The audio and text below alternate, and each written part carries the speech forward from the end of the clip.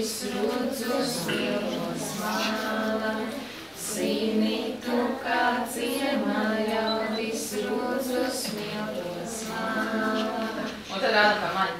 Tālūk, rodzos mielos māla, tālūk,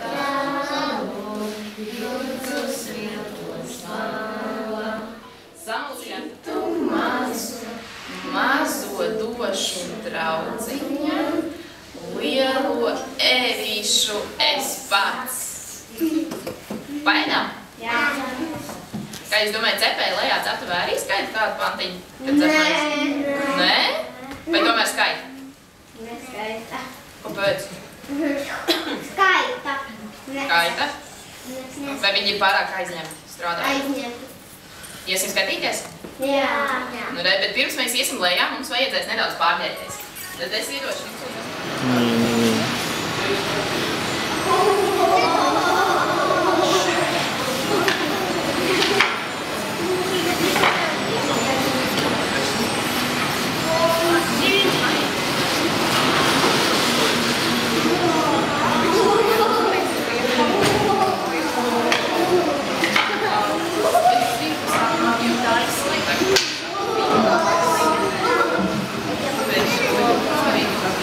Туда нельзя. Красиво пойти.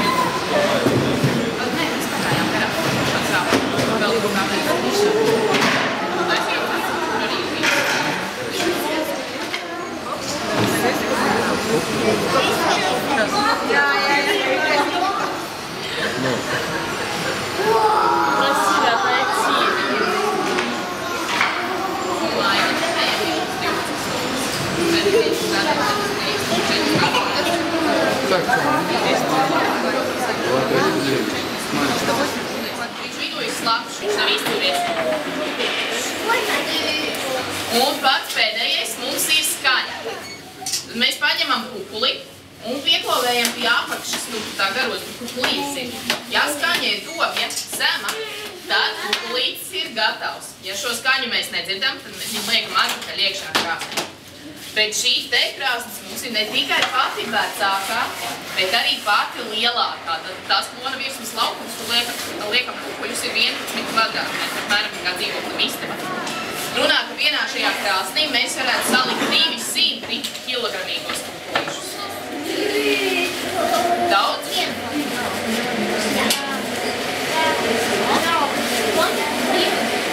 Varbūt jums ir kādi jautājumi?